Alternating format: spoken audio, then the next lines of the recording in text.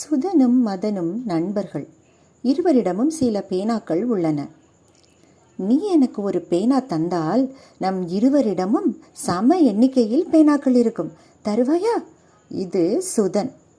உன்னிடம் உள்ள பேனாக்களில் எனக்கு ஒன்று தந்தால் உன்னிடம் இருப்பது போல் என்னிடம் 2 மடங்கு இருக்கும். தருவாயா? இது மதன்.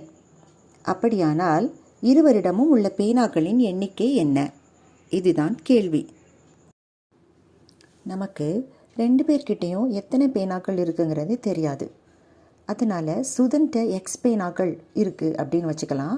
மதன்கிட்ட ஒய் பேனாக்கள் இருக்குது அப்படின்னு வச்சுக்கிடுவோம்.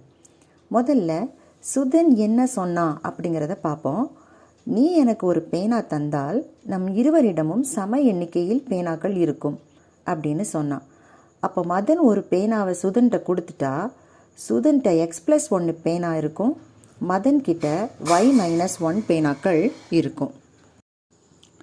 மதன் சுதன்கிட்ட உன்கிட்ட இருக்கிற ஒரு பேனாவில் என்கிட்ட ஒரு பேனாவை தந்துட்டனா உன்கிட்ட இருக்கிற மாதிரியே 2 மடங்கு என்கிட்ட இருக்கும்னு சொன்னான்.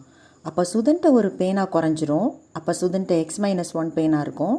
மதன்கிட்ட சுதன்கிட்ட இருக்கிற மாதிரியே 2 மடங்கு அப்படின்னு சொன்னால் X-1 நம்ம 2ஆல் பெருக்குவோம். 2 × X-1 பேனாக்கள் மதன்கிட்ட இருக்கும்.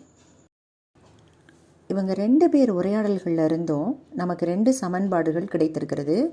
x - y = -2, 2x - y = 3. இந்த 2 சமன்பாடுகளை நமக்கு தீர்க்கும்போது எக்ஸோட மதிப்பு 5, ஒய்யோட மதிப்பு 7 அப்படின்னு கிடைக்குது. அதாவது சுதனிடம் 5 பேனாக்களும் மதனிடம் 7 பேனாக்களும் உள்ளன.